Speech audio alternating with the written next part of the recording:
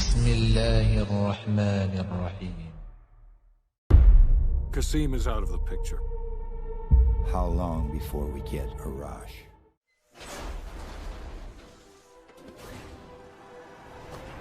ایک محب وطن سائنسدان کی سنسنیخیز داستان جس نے پاکستان کو ایٹمی طاقت بنانے کے لیے سر دھڑ کی بازی لگا دی، پیش خدمت ہے mission super power Pakistan. Uncertain your future is. Find yourself. You must.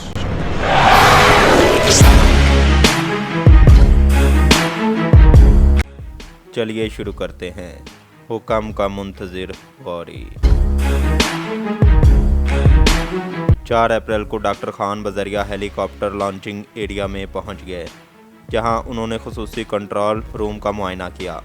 وہ دیوار پر آویزاں پاکستان کے ایک بڑے سائز کے نقشے کی طرف گئے اور اپنے ساتھیوں سے کچھ باتیں کرنے لگے. اس کے بعد وہ کنٹرول روم کی چھت پر گئے اور چھت کے اوپر پھیلائے گئے کیموفلاج جال کے نیچے کھڑے ہو کر اپنی دوربین سے حکم کے منتظر غوری کا جائزہ لینے لگے.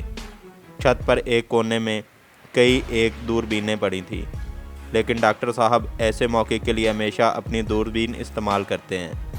اس موقع پر ڈاکٹر خان کے ساتھ جیلم کے corps commander lieutenant general Pervez Musharraf بھی کھڑے تھے. لیکن بڑے دکھ کی بات ہے کہ کل تک یہی مشرف جو ڈاکٹر خان کی گاڑی کا دروازہ کھولتا تھا، آج یہ بھی کوہوٹا دشمن لابی میں شامل ہو چکا ہے. بلکہ اسی کی ایما پر کوہوٹا دشمن لابی کے سرغنہ پرویز بھائی نے ڈاکٹر خان کی اس قدر توہین اور حدت آمیزی کی کہ خدا کی پناہ. بلکہ اسی پرویز مشرف کے دور میں پرویز ہود نے ڈاکٹر خان کے خلاف اسلام آباد میں مظاہرے کیے اور ڈاکٹر خان کا علامتی جنازہ بھی نکالا. بہرکیف پرویز مشرف نے بھی دوربین میں سرو کے درختوں کی طرح بلند غوری کا جائزہ لیا. ڈاکٹر خان نے غوری کا مکمل تاکیدانہ جائزہ لینے کے بعد کہا، پرفیکٹ، یعنی ہر چیز بالکل ٹھیک ٹھاک ہے. اسی دوران ڈاکٹر خان کو کنٹرول روم میں ہی ہاٹ لائن پر اطلاع دی گئی کہ کل یعنی 5 اپریل کو پروگرام کے مطابق غوری کو لانچ نہیں کیا جائے گا. لیکن اس کی وجہ نہیں بتائی گئی اور یہ تاثر پیدا ہونے لگا کہ شاید کسی دباؤ کی وجہ سے غوری کا تجربہ منسوخ کر دیا گیا ہے، جس کی وجہ سے ہر کسی کے چہرے پر پریشانی کے آثار تھے. بعد میں معلوم ہوا کہ پاکستان کی فضا میں جو انٹرنیشنل کوریڈور ہے، یعنی غوری کے مجوزہ فضائی زون کے آس پاس بین الاقوامی پروازوں کی گزرگاہوں کا ابھی تک تفصیلی جائزہ نہیں لیا گیا اور پاک فضائیہ کو اس سلسلے میں مزید وقت درکار ہے. دراصل یہ بھی ایک احتیاط کا پہلو ہے. اس سے یہ بات ایک مرتبہ پھر واضح ہو جاتی ہے کہ افواج پاکستان کس طرح کسی بڑے آپریشن کے لیے تمام جزیات مد نظر رکھتی ہیں. 5 اپریل کا دن بھی گزر گیا، لیکن اس دوران اس منصوبے سے منسلک ہر شخص سارا دن اور ساری رات اپنی منزل پر ڈٹے رہے. ادھر KRL میں ڈاکٹر خان کے آفس میں رات گئے تک روشنیاں جلتی رہیں. شعبہ میزائل سازی کے سربراہ ڈاکٹر بدرالدین، اسی شعبہ کی ایک اہم شخصیت ڈاکٹر JA مرزا، جنہوں نے دوسرے دن غوری میزائل کا ریموٹ بٹن دبانا تھا، brigadier Sajawal, engineer doctor Nazir Ahmed, doctor M Farooq اور محسن پاکستان کے پرنسپل سٹاف افسر میجر اسلام کے علاوہ بعض دیگر متعلقہ انجینئر اور سائنسدان بھی ڈاکٹر خان کے دفتر میں موجود تھے. تمام گفتگو کے بعد ڈاکٹر عبدالقدیر خان نے ایک آرمی کمانڈر کی طرح آخری ہدایات دیں. آپ تمام لوگ صبح ٹھیک 4 بجے یہاں پہنچ جائیں.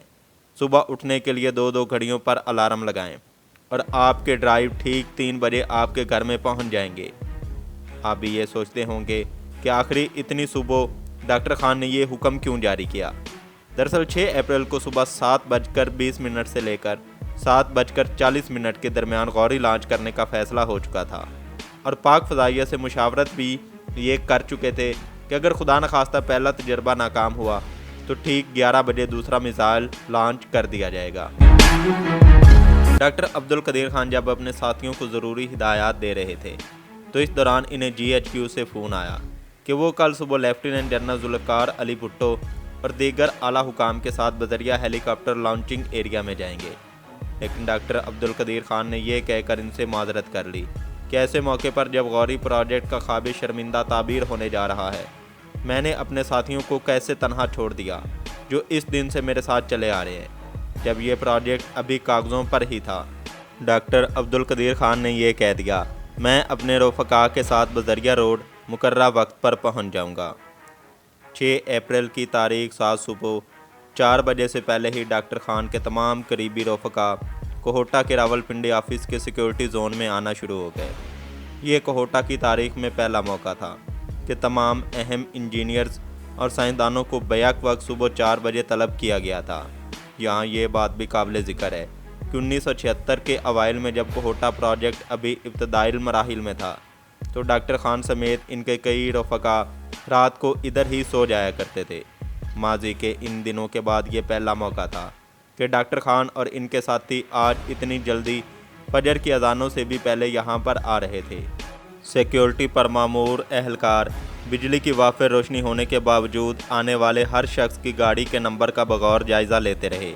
ہر سائنسدان اور انجینئر کے چہرے کو بیٹری کے ساتھ دیکھنے کے بعد ہی آگے جانے دیا جاتا تھا۔